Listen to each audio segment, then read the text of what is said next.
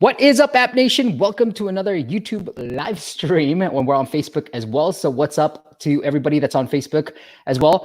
Today, I'm super excited. You know, what we've been doing for the past couple of months here is really coming on live, answering your questions, looking at your apps, auditing your apps, tearing them down, whatever you want to call it, and giving you feedback for it.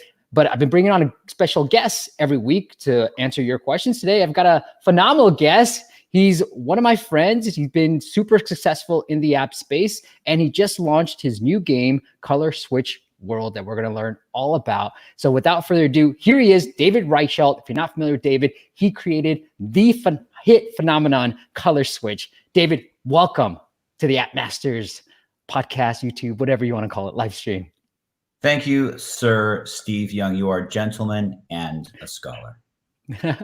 Well, brother, hey, I want to talk to you about this. So congrats on all your success. When launching the newest version, I think you've been calling it Color Switch 2.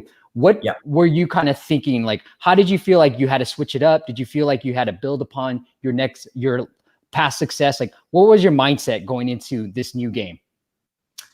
Well, there was a very specific main idea for the sequel. So what I did, like I always do, I look at past failures or successes of other games or companies. And the main thing I noticed on the App Store was that when a sequel would come out, it was very much like the first game. And when Color Switch first came out, there was no color switching as a main theme games before that. So that was, I think, one of the main reasons, if not the main reason, it became this global thing. And so I said, okay, I can't rely on that this time because that's not new anymore.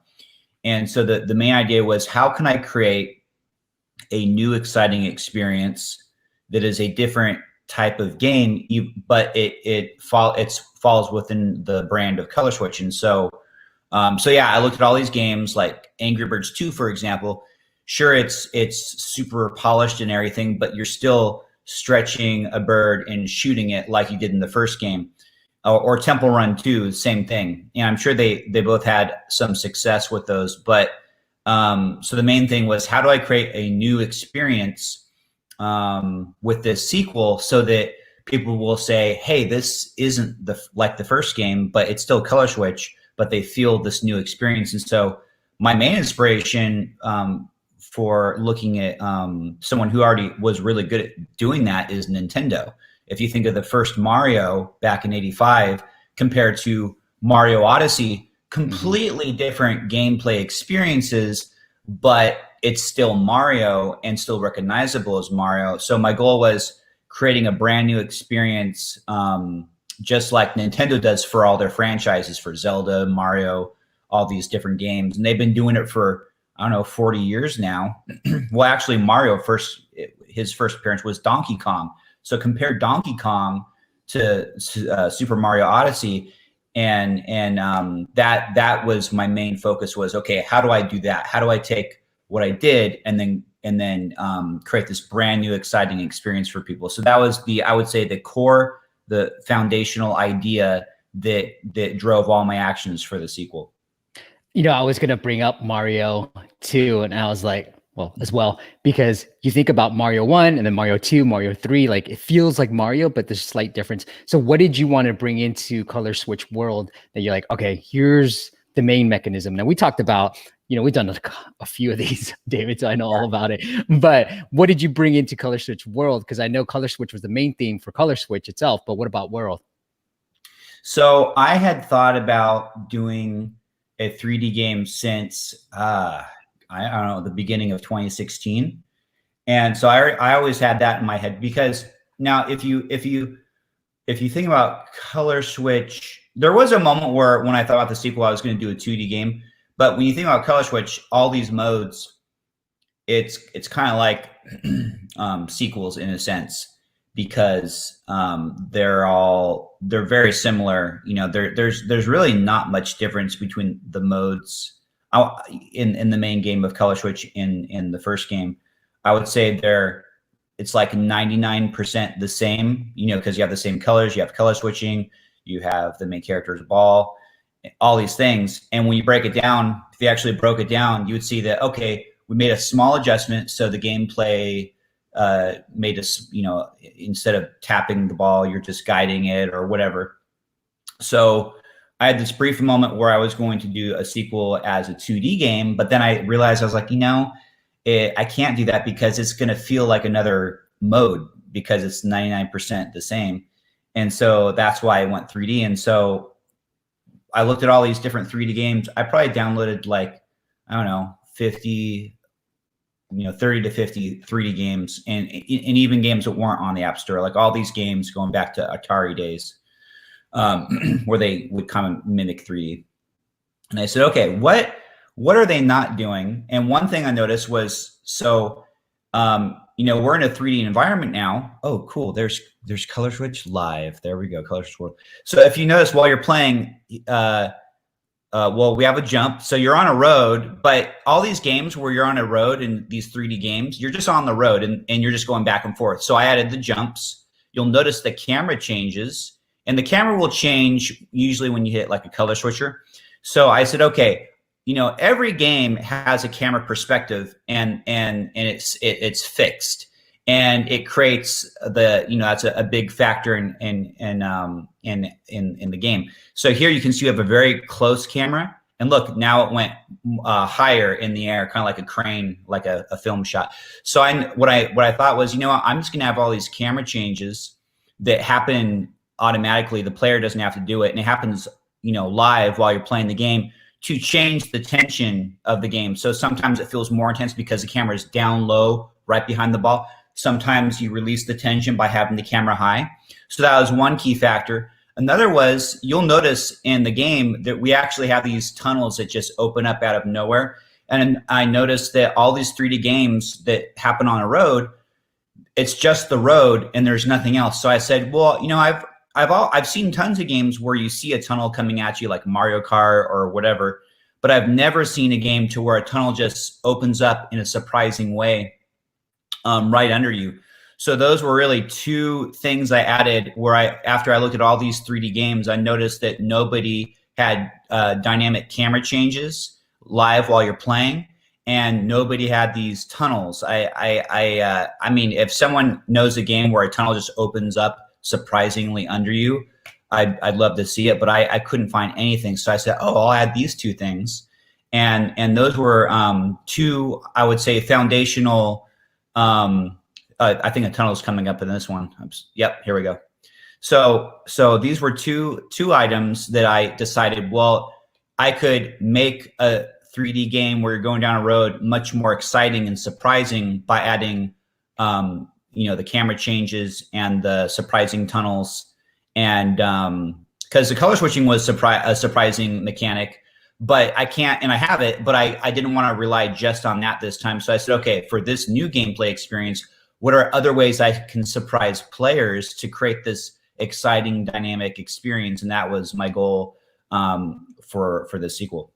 Yeah, I didn't even realize my mic was muted. I love it. And I think, and I want to give some shout outs to some people on the comments as well. I know your background's a little bit in film, and you could see that coming into play, and you're sort of utilizing a lot of your different interests and putting it into this game as well. I love it, dude. It's really well done. It feels like a movie, like the Fast and Furious, a car chase. It feels that way. Yeah, it's funny that you said that. That was also a thought, was I wanted it to feel like, I would think of it like the Christopher Nolan Batman films where they're chasing Batman, or he's going through like the tunnels and stuff on his bat cycle, and it's just really exciting. So it was also an idea that I had to make it feel like a live chase scene, because I thought, wow, these chase scenes in these movies are usually very exciting with all these camera changes, and how it'd be cool to recreate that in a game. And I hadn't even really seen it in any like racing games or anything like this. You usually can hit a button and cut the camera changes, or a variety of other things, but I hadn't really seen it done like that. And so, but yeah, even in Jesse's book, The Art of Game Design, he does talk about cinematography. But when you have experience, using cameras and analyzing from that perspective of a filmmaker, then like anything, whatever your background is, you can take something from an unrelated field and put it into games. But really, cinematography has always had some kind of relation to video games because, you know, again, even if you have a static camera perspective, that is cinematography. There's a composition, there's lighting, there's all these things that is in a film. And even on an old Atari game, it is also cinematography. Much more simple, of course, because you just have one static shot. But as we see with like games like Halo, when they do the cutscenes, you know, it's like watching a film. So yeah, that was definitely one of the thoughts I had on it. I love it. I love it, man. I'm gonna give you a couple of shout outs, and then I want to ask you my next question. So, Moonshades, what's happening, brother? Destroy the Star. He's from Serbia, man. Cool. It's so awesome. And then Moonshades is from Hungary. Yeah. Yep. Europe is in trending. Leonardo, what's happening, brother? I think he's in Brazil. And then Marco, our mutual friend, is here as well. Marco. We got Guitar Blast. He's here every week. Yeah. And then Shaitan is here. What's happening? He's on Facebook. So big fan. Well, I'm a big fan of you. Thank you, Shaitan. I don't know if there's David. I don't know if he's a big fan of you or me. So we'll share him. You. You're the one. All right. What's up, Submit? All right. Cool. Have you any other startup? All right. And then Dimitrios, what's happening? So we do have some questions coming in for you too, David. Awesome. Hey, but what I wanted to talk to you first was, were you able to build all that within BuildBox? I know you built Color Switch, the #1 on BuildBox, but were you able to do all these cool things within BuildBox? Oh, I would have loved to, but there was, you know, a variety of those things wasn't, I don't think it was within the capabilities within BuildBox without getting, I know with BuildBox 3, they can, you know, you can basically make your own engine. And so you can hire a programmer, and unless I'm mistaken, I think they use JavaScript. So you could make all these new elements and add it to your BuildBox engine and kind of create this very specific engine for what you want to do. However, a lot of this stuff, you know, that will take extra time, whereas it made sense with this project to use Unity because I already had everything was kind of, all these tools for my programmers were already built. And so we built it in Unity. However, we do have plans on using BuildBox 3 for a variety of hyper casual games later on. It just so happened that the best tool that made, or the tool that made the most sense for this was Unity, but we will be using BuildBox for, because I love BuildBox personally, and obviously that was the tool that enabled me to create the first Color Switch.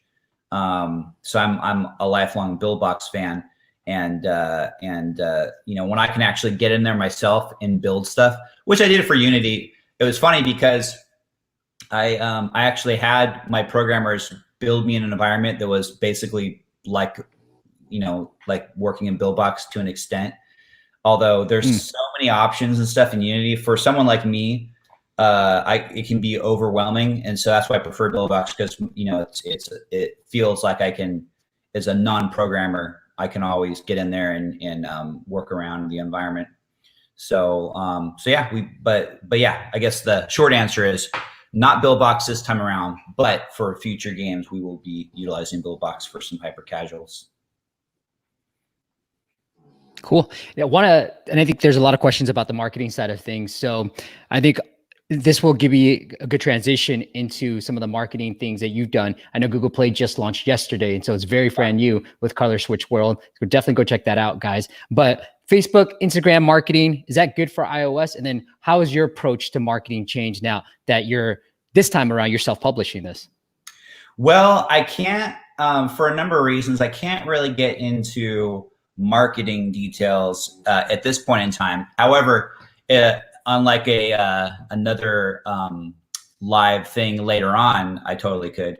But you know, I'm not the marketer myself. I have people who do all that, and they have a specific strategy for marketing. But my simple answer is, you know, obviously for games, you need to do online marketing and use all the social media, various platforms like Instagram and everything.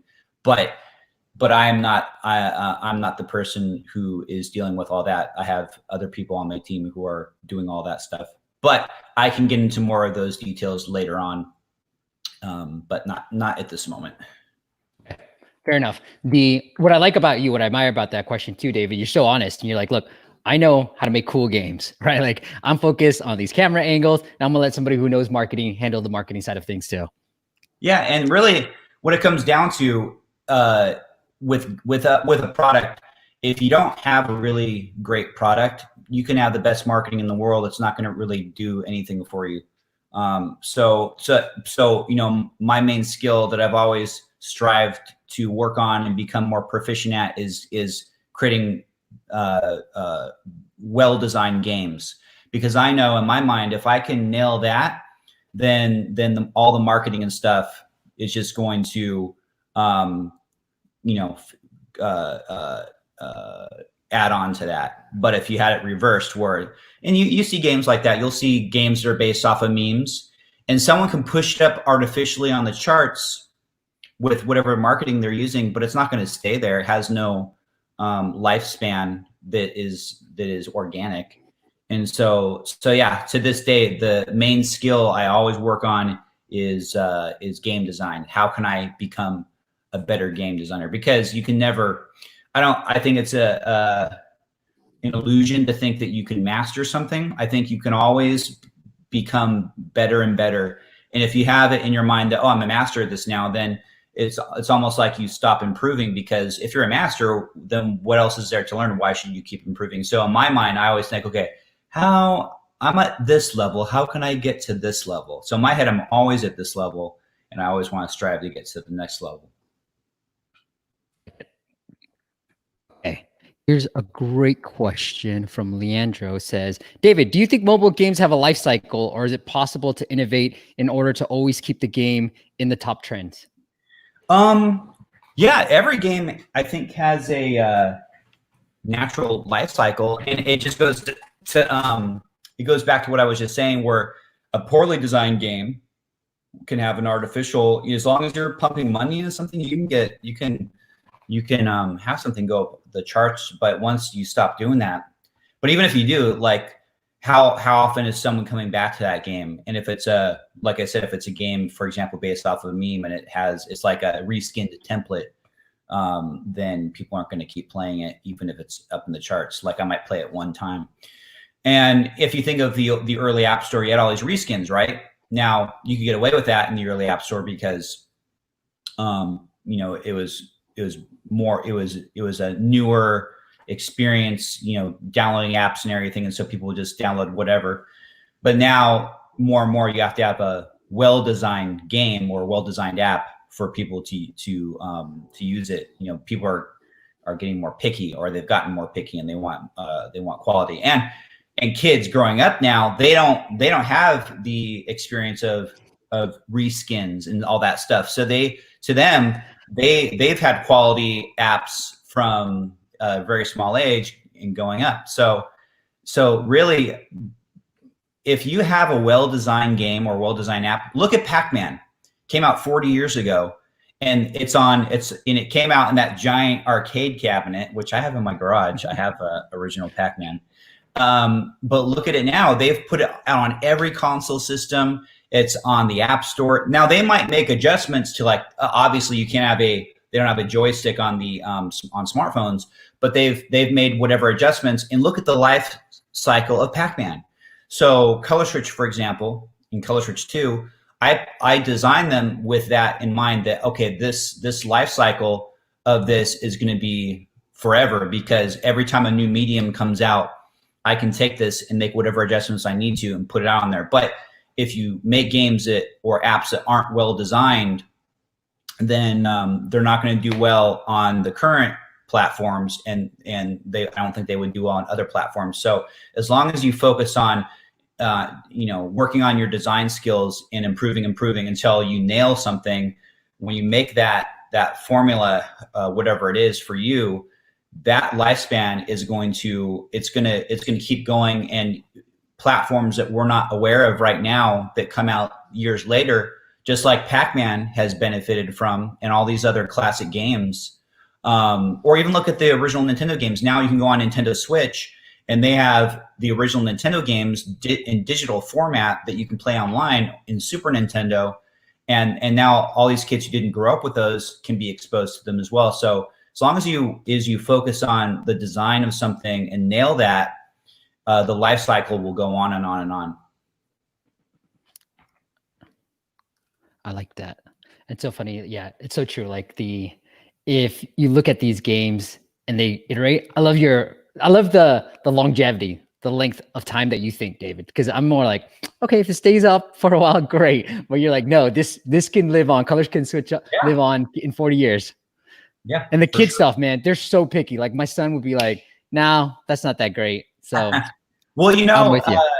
That's also, when I've said it before in interviews, but when I was the day I designed Color Switch earlier that day, I said, I want to make a game that can be around for 40 years. And that I looked at games that same day. I looked at games that had been around for 40 years, Uno and Pac-Man and others. But I had to have that very specific thought to get a very specific result. And just evidenced by, again, we have 40 plus years of video game history, and when you look at the games that are still known and around today, the thing that differentiates them is the design of it. And so yeah, if you want a really big result, you definitely have to have those specific intentions. And you may not nail it the first time, as everyone knows my story. I didn't nail it down for the first 40 times, but when I finally had that moment that day where I said specifically, I want to make a game that can be around in 40 years. That same day I made that game with Color Switch. And, 4 years later, we're still having, tons and tons of users. And there's, now that we kind of held off marketing in a big way for the first game until this new game launch. So hopefully you'll be seeing both games going up the charts pretty soon. We actually did a 2-day test, a month ago, and on Color Switch 1, and we pushed it to I think number 50 in the top games from a 2-day test. So here you have a game that's 4 years old, but it's still able to climb the charts currently. And if you think about, I don't have a list, but if you would look at all the other games that weren't designed well in 2015 when Color Switch came out, where are they now, and where's the longevity? So there is a life cycle to games, and as Nintendo showed, because there was a crash in the video game industry in '83, and Nintendo 2 years later came out with the Nintendo Entertainment System, and their main thing was, hey, I think they saw that there was, at the time, all these companies were coming out with games and they weren't very good after a while. And so consumers started not liking games. They would return their games. So Nintendo said, oh, okay, everyone knows the Nintendo seal of quality. They made game design number one priority. To this day, you look at their games, I think Nintendo is mainly known for these fun, engaging experiences that you can have with your friends, as opposed to the best graphics. And that strategy has worked for them for this entire time. So, all right. I forget what the original question was, but there you go. There is a hodgepodge. We've answered it and so much more. So I want to make sure that we also go through here's what's on deck for some of the app audits. We have I saw a lot of this. ASO Really questions. nice looking. Yeah. They're doing really How well. Can you say no to those puppy eyes? Beautiful icon, beautiful everything. Yep. Lots of great ratings, 100 in family games. We got this app that, we'll probably tear up a little bit. And then this app, the podcast alarm as well. We've got a lot of questions for you, David. So I'll try to get to a few of them right now, and then we'll get into some of the app audits as well. All right. Destroy the Star has a great question for David. Is it possible for one person like yourself to succeed as Color Switch today? Now, is it time for a big publisher, for you to find a big publisher? Well, I think there's always a possibility to have, it's funny when I forget someone said to me, hey, when Color Switch 2 comes out, it probably won't be as successful as Color Switch 1 but you'll probably still do well in all this. And in my mind, I always think, oh, I should have the ability to have a bigger result in whatever you're doing. So look at someone like Steven Spielberg. He came out with his first blockbuster with Jaws in the 70s. And what if someone told him the same thing, like, hey, Jaws was big, but enjoy it because it's never going to be that big again. And you look through his career, and he had hit after hit after hit, and some were bigger than Jaws. I think like E.T., maybe Jurassic Park. But so you have to have the right mindset. You always have to think. You have to believe that you can do this, and you can do it again and again, and have more and more results as long as you're improving your thinking. So as far as so Color Switch was, someone told me once, CEO at a company, he said he called it a global phenomenon. And so, like I said, I think one of the key reasons is we never had this experience where color switching was the main theme, and I just had been able to design all the elements so that it was just this very new, fresh experience, very frustrating experience, of course. And you were just, thankfully I nailed down the flow state for it, but there's no reason, I remember when I first got into games in 2013, everyone was saying the gold rush is over. It was nice while it lasted, but the gold rush is over. So you're always going to have these people saying the gold rush is over. Now we need, you can't do it on your own, or you need this, or you need that. No, it's a lot of work, and no one has, like, if someone could just come out with a global hit every day, they would do it. So there's no one who knows all the answers to make sure that, okay, every day I'm going to have this phenomenon hit or whatever.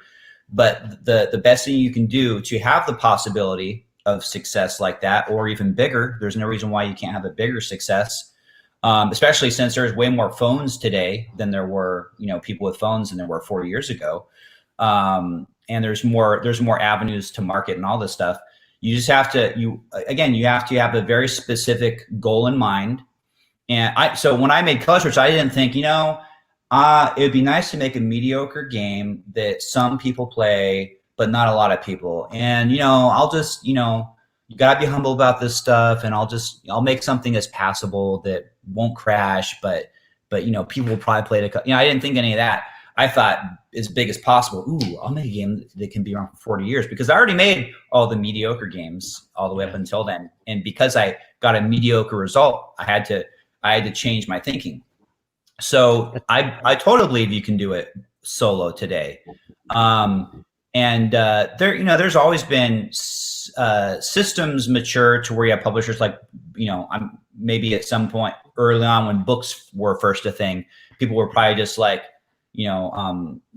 maybe making their own copies, or think of like a band, like Korn. I don't think Korn ever had I think they had their own success with printing their own CDs and doing all this, and they became this big phenomenon. I would say also, you could go both routes. You could say, hey, you know what, I'll design this game and work on getting a publisher deal. And when I get revenue from that, then I can, that'll enable me to launch this game solo, or whatever your strategy is. But it's totally possible. And it just comes down to, again, you have to improve your thinking. Don't ever just go to the computer and just make a game. It's fine to do that sometimes, but if you really want to have a specific result, you have to always put new information in your head, always absorb things, and have specific ideas, which, again, I always recommend Thinker Toys. And you have to have a specific challenge or goal in mind, as he says in that book, to have a very specific result. You have to be very specific. And so if you want that specific result, a success, very big success, then you have to think that way, and then your actions will follow. And then nothing's guaranteed, but how you think about things will guide you in whatever way and get you closer or farther away from whatever goals. And I think when people see your success, David, they're like, oh, this is a simple concept. Let me create something similar. But what they're missing is the hours, and I'm assuming probably the weeks and the months of studying and figuring out, hey, this different camera angle. Hey, look, studying all these games and this color switch mechanic that's just a feature about Uno and all these other games. Simon, maybe and then bringing it as the main feature. I mean, you missed that when David's studying and downloading a ton of games, studying the different types of games, and then using his past knowledge and bringing it to this particular game, Color Switch World. So don't forget about that too. And it wasn't just, you know, it took me 13 years of different experiences to even get to that kind of mindset. But there's a lot of stuff that's hidden in plain sight, like the color switching mechanic has always been, I mean, even Mario, you get the flower, you get this icon or that icon, power up, and your suit slightly changes colors, but it was never the main emphasis. And so there's all this stuff that's kind of hidden in plain sight, but no one's seeing it. You have to, you know, unless you know, for in my example, I use Thinker Toys techniques, and I tore stuff apart, kind of like, you know, tearing an engine apart and seeing all the pieces inside an engine that no one would see. But when you tear it apart, you can see every bolt and every piston and whatnot. So you have to, there's a lot of work that goes into any of this. To get a simple result takes a lot of complex, you know, work every, you know, as far as like, not complex, but just like consistent work every day. Like you're saying, hours, weeks, months, years, and to finally get to something that seems, it's deceptively simple. But when you unpack it all, yeah, there was a lot of thought that went into to get to that simple idea. So true. All right, Hassan, welcome. I want to say hi. Joe's always here. What's up, Joe? And then Joe. Thomas, good to see you, brother, from App Radar. Abhinav, hi there. All right, David, we got a few more questions, so we're gonna go rapid fire on some of these if we can. All right, here we go. David, how long did it take you to develop Color Switch? Well, there's a couple ways to look at that. You know, there was 2 years of the 40 games that all failed, so 2 years of trial and error before. But when I actually got to that idea, the day I thought of it, I had a demo. And so when I was sitting there, you know, using his techniques, and I sketched out the idea. I think I spent 20 minutes, because I'm not a graphic artist, technically speaking, in any advanced way. So I think I used Inkscape, and I made these graphics, the color switcher, and I had to figure out how to like make these circle pieces and stick them all together as different colors. So it took me 20 minutes to make the graphics. And then with BuildBox, I just picked a jumping template, made 2 or 3 adjustments so that I think in this jumping template, the ball would just do an automatic bounce. So I took the automatic bounce away, put an invisible jump button on there. And yeah, within 10 minutes, I had the demo of the game. And then I want to say I spent a week making like all the types of obstacles and everything that would then be, so that was back in like June of 2015. And once I did that, there was the game. And in the beginning, I just had circles, and I had big circles, small circles, double circles, circles in the circles. But to this day, everything's based off of that. This circle with the 4 colors. That's, you know, an object of 4 colors that's rotating. Everything is basically just that. If you stripped away everything, you would just have that as the kind of main mechanics of the game. So it took me about 30 minutes to actually make a demo of the game, which most of it was graphics. Like I said, BuildBox was so simple, and I was working with a dinosaur BuildBox. That was BuildBox 1, but it was so simple. And my problem was, at first, I even thought all the games had been done that could possibly be done on BuildBox because it was so simple. So I was, but I also thought, what's the easiest, quickest game I can make? And I thought, oh, one of these tapping games where you bounce a character up the screen. So thankfully, they have those templates that are kind of, they configure things already for you. And I just made 3 adjustments, which again took me like 10 minutes to import the graphics and make the adjustments. So it's very quick once I actually thought of it to make it, because and that's why I have thousands of clones that we're always taking down, because it is so simple for someone just to build in software now that they could just build a clone and upload it. So double-edged sword. So on that note, Ramatula asks, hey, David, what was the most difficult part of making Color Switch? The most difficult part while making Color Switch, to make it was not difficult. It was like I said, it was mainly to get to that idea. It took the most effort. Again, by trial and error. I made all these one of these days, we should do one of these, and I'll actually have little video snippets of all these old games that I'll show. They're pretty bad, but you have to be bad before you can be good, and so you have to, like anything, you build your skill. But there was nothing that was very difficult about making it, because again, it was a simple game, or is a simple game, deceptively simple. But I was also using software that was just super simple to use. Again, I looked at some Unity tutorials one day, and I said, not going to happen. I just didn't have the patience to learn how to, do all this coding wizardry. So actually building was very simple, very easy. It was mainly getting to that, which took most of the work. I like it. All right. I'll get to some of the questions. Joe's got a great question that I want to ask you, David, too. But I want to get into this app. And look, if you guys want your app audited, all you got to do is go to appmasters.com/audit, and we can do that. Just fill out the form, and we can do that during one of our YouTube lives. So that, once again, is appmasters.com/audit. Let me go back and hide that. Okay. So this is Harut asks, he just said ASO. And so I think, David, you and I both probably agree that this is well done. Like, the icon's amazing. Yeah. The screenshots amazing. Probably, like, I think I would toy around with different, like, and I'm sure like these big publishers do this all the time, but like landscape versus portrait. I personally like portrait because you can show 3 different screens instead of just one. But again, that's worth A/B testing on your end. Overall, it looks like they're doing really well. I mean, they probably got millions of downloads. I just judging it from the reviews, close to 23,000 reviews, 4.9. So doing phenomenally well.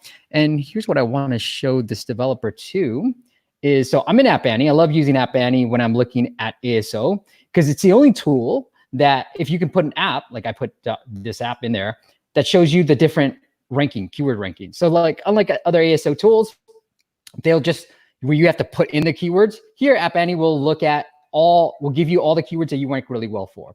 So look at this, man. They're ranking really well for dogs, dog, pets, pet, dog town, pet, dog, pet games. They're ranking really well. So I don't have too many suggestions for ASO in terms of this because they're doing so well. What I would say, and this is why I want to show App Annie, is look at some of your bigger competitors too.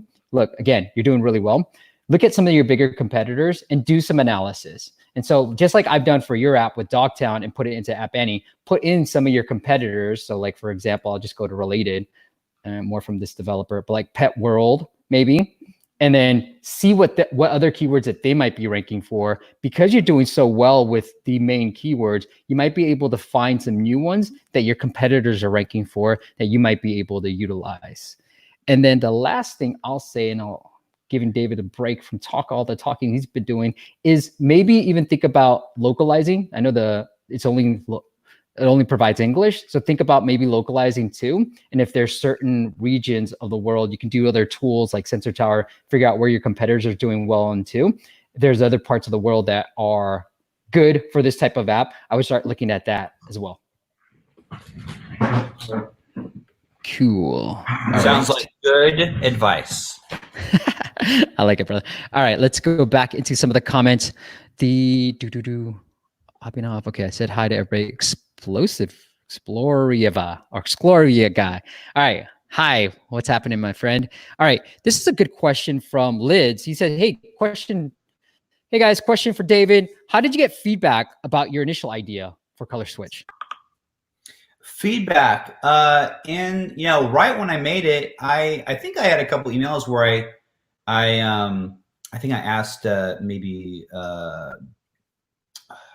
Buildbox support some questions about their software. I have to look at those, but was it? I think I showed the original file to my buddy Florian, who he has a top game called Bottle Flip 3D, and he had another. What's his Ball Jump? He had Ball Jump. I think he published that with Ketchup. So they're in friends and family, but as far as at that point, I didn't even know. I was just cleaning swimming pools at the time. I was some guy in his apartment just making games, so I didn't know anyone really in the industry other than a few developers on the Buildbox forums. Because I think at the time, Buildbox had these other forums maybe it was pre-Buildbox. It might have been when Trey had Game Academy. It might have been on that forum. But yeah, I think I got some feedback from my buddy Florian, and a couple other developer buddies. But that was it. That was after I kind of designed, the core of the game with all the circle varieties and everything and whatnot. All right. Next question is Joe. I think it's a great question, David. Regarding your 40 games that failed, the first 40, what was your definition of failure? And failure is an interesting word because some people, they don't like to say it at all. They're like, nothing's a fail. I know, dude. Everyone has there is there a right answer. I don't know. Everyone's got their kind of way how they like to look at it. But a failure is, I would say at the simplest level, it's just you attempted something, you had a goal in mind, and you fell short of that goal. So, and if you want to think of I always think of like this: a failure, the ultimate failure is if you're not even trying. I forget, maybe it was Wayne Gretzky who said you'll miss 100% of the shots that you never take. It might have been him. So the real failure is not even trying. And when you do try, though, most of the time you fall short of whatever goal that you are going for. And so the key, though, is you look at where you fell short and you analyze it and you say, okay, what could I do differently next time? What did I miss? Because obviously I missed something. Obviously I'm not understanding something as well as I need to attain that goal. And that's why I say you always have to put new information in your head, because you have to learn, it creates new thoughts and ideas and new actions. So yeah, I guess the simplest way is a failure is when you don't attain that goal you wanted, and then you just analyze it, and then you'll get a little closer and a little closer. So I always wanted to make a hit game, but I made all these games at first that didn't become a worldwide hit game. And so I would just have to analyze that over and over and over and focus on that. I don't think I really did anything else until I finally attained that goal. So I guess that's the way I would describe it. I like it, man. Were the 40 games that you built in Buildbox too? Most of them. Oh, that's from Demetrius. My friend / roommate Daniel has just awoken. Everyone say hi to Daniel. Hi, Daniel. Going to the kitchen. It's a little impromptu moment there. Most of them were building Game Salad, and it was really good to go. Oh, really? Yeah, it was really great to go between Game Salad and Buildbox, because Game Salad, their whole thing was they were supposed to be this codeless system of building games, right. And it was kind of semi-coding because you had to create all these stacks, code stacks, I guess you call them, where you take this behavior and you have to do something like, okay, do this unless this happens, but if that happens, then have this happen. And it was kind of, for my brain, it was very complex. And so after building all the games in Game Salad and then just going to Buildbox where it's just drag and drop stuff, I was so happy to go from a more complex system to a simpler system, as far as someone like me who is not a trained programmer, that it was like a breath of fresh air. But most of the games were built in Game Salad, which, as I said, I still have all those old Game Salad files. But at some point I'll have to show them because they're pretty funny. Well, that is leading to the next same question from Demetrios. Are they available now? Can we check out some of your old games? They are not. They are available on my computer. I don't think any of those, would I go back? There might be a couple of those I could go back to and kind of redesign and actually improve. But most of them were just like, they were like, some of them were clones and reskins. Like there was one that I think I one game I just reskinned like 5 times. And I would just, I have those. To contrast my thinking before, I would just think in the early days, I would think, ooh, I'll just go with like a theme like ninja. People like ninjas. I'll make a game with ninjas in it. My thinking was very different back then. And again, when you don't get a result you want, you're like, okay, maybe just picking some theme that I think people like ninjas isn't good enough. What am I missing here? And then, kind of go from there. Yeah, and I think that brings us to the next app audit that we want to look at, to this Puzzle Delight. I almost think, because their question from Prashanth is promotion of my app, and Prashanth, like, David, you let me know if you disagree, but this looks like just a matching card app. So you try to just match different. Look, I don't know if they're celebrities. It looks like they're celebrities. So you just try to find the different matching games, and I think, like, it's interesting, but this would be one of those things like, why isn't it working? And just chalk it up to, all right, one of the things that you tried, and then maybe you can learn on it. So there's only 10 plus downloads, and I don't think the retention is going to be super high for this type of game. Well, yeah, I don't know how. There has to be something, because let's talk about an experience. Everyone's already played a basic matching game, so you're right off the bat, you're not offering a new experience. Now, doesn't mean you couldn't use this. And I don't know too much about matching games. I would have to do a bunch of research, but my instinct is take the basic idea of a matching game and add some new exciting gameplay mechanics to create a experience that goes beyond what everyone has already played and make it more exciting in however way you would do that. The other thing is who you're marketing this to, because right off the bat, is this? It looks like Indian. I don't know. It looks like a more India-based aesthetic with the art design and everything. Yes, so if I think of like a U.S. customer, the art design is not going to appeal to them because it looks like a very specific appeal to a very specific area of the world. So if you want something that appeals on a global scale, you need to look at all the games that are in the top charts that have a track record of that, and note their color schemes, note their art styles, note even in this, like, do you just want celebrities from a specific country, or should you have celebrities from a bunch of countries, or should you have cartoon celebrity, aesthetics, or whatever it is. So you have to look at all of this. So I would say if you don't just want this to appeal to people in certain countries, I would say you need to rethink the art design so that it has a global appeal, because even myself, when I see like the colors and the intricate designs, it doesn't draw me in.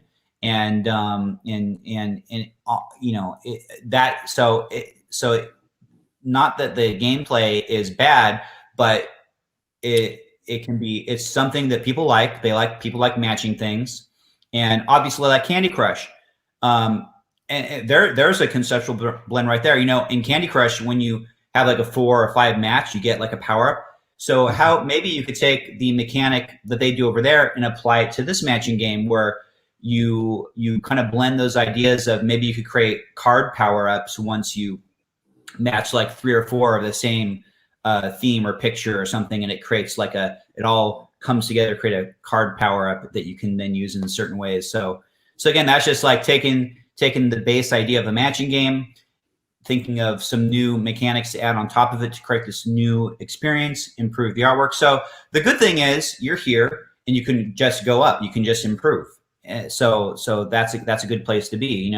If I was just looking at this, I'm like, man, there's no way, I don't know what you can do with that. I'd be the opposite. So from what I'm saying, there's just all these ways you can improve this. It just depends on what's your goal. What are your goals for this? Who do you want this to appeal to? Then look at what games appeal to those people and start taking notes and start just, improving. I like it, man. That is really good. All right. Cause I'm more like, just move on, figure out something else. It's a good advice from David. All right. Let's end with a few different last questions for David. David, it's a great question. Should I go and publish on my own or publish it indirectly from some other company like Ketchup or Voodoo of the world? It all depends on your goals. And you might want to now, you probably can't ask other people who have published with these companies because they do NDAs. But if you'll know, if you approach a company with your game and they like it, they'll send you like their contracts and stuff.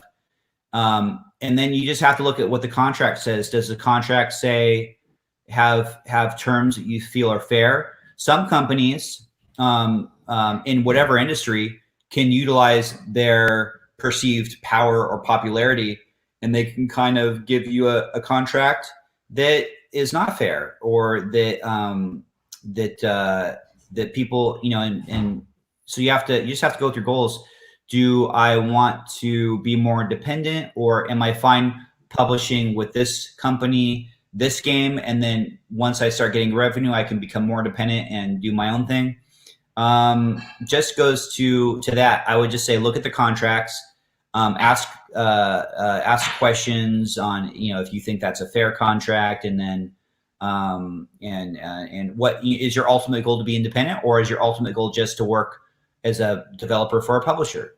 You know, not everyone wants to be an independent business owner. Most people in the world work for some company to some extent. So it all goes to your goals. But ask what your goals are, what you're willing to do, what you're not willing to do, and just kind of, I would say, go by that. I like it. David, any plans to share the stars? Any plans to be a publisher of your own? Yeah, I would like to do that. You know, I have Color Switch Academy, which I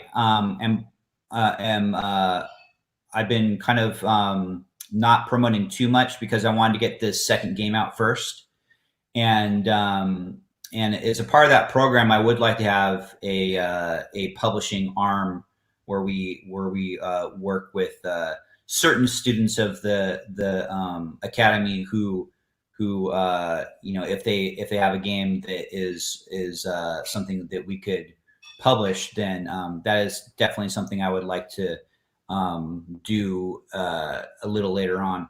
But the first priority has been this sequel, getting it done, getting it up, and then we'll be doing some things in that area. So just pay attention to Color Switch Academy coming up in the, you know, later this year, and then we'll be kind of going over those kind of details with publishing possibilities, etc.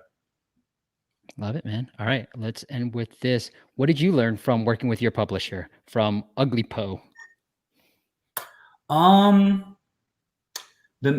main thing I would say I learned is you have to know what your goals are, and what make sure you're signing contracts that you're fine with, or you know, again, when you sign a contract, in my case, when I first signed contracts, I was just, like I said, I was cleaning swimming pools.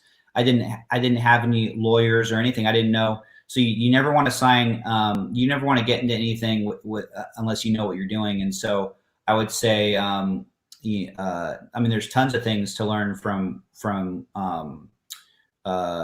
any experience, but the main thing I would say is that make sure you know what your goals are, what you want, what you don't want, and make sure, as far as like any kind of agreements or contracts, make sure you have lawyers, so that you understand everything that is being proposed.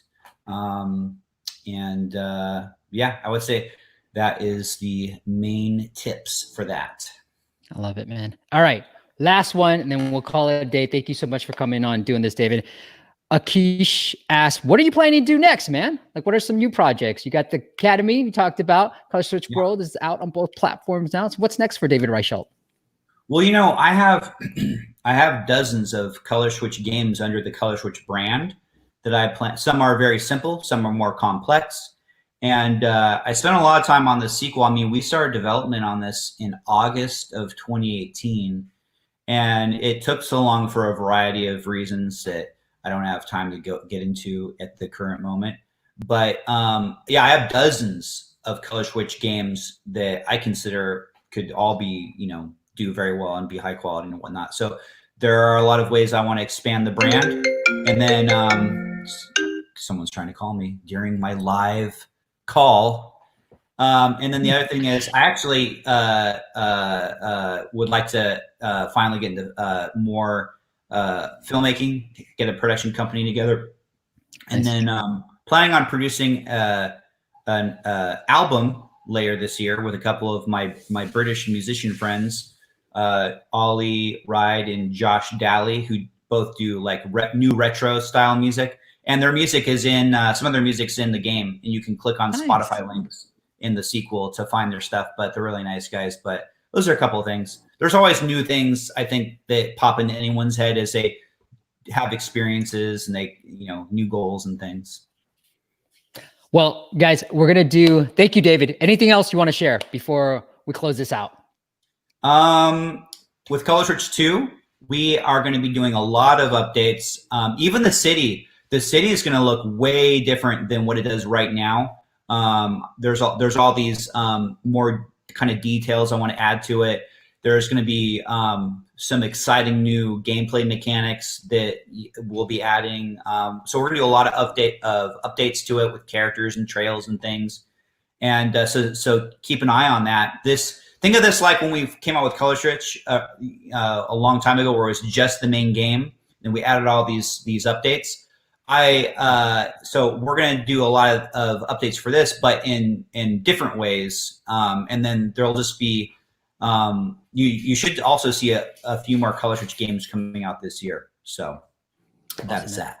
I can't wait. Thank you so much for coming on and doing this with us. So guys, if you guys want to go check it out, go just search for Color Switch World in your app stores on Google Play and iOS. If you want to learn how David comes up with these ideas, look, it looks simple on the surface, but it's so more complex when you really peel back the layers. You want to figure out his strategies, his mindset for doing all the game design. Go check out colorswitchacademy.com as well. And David, if the audience wants to, maybe connect with you personally, do you want to send them anywhere else? You can go to my Facebook. Just maybe send me a message saying, that you were on Steve's podcast. These days we all get a lot of spam, especially on Instagram. I get so much questionable spam stuff that, it's kind of scary. But so yeah, just say, hey, I was on Steve's podcast and wanted to add you, and then that way I'll know. But yeah, it was my pleasure being here, and hopefully I answered everyone's questions in an acceptable manner. And if you have any other questions, and you send me a message, just I'll do my best to answer those.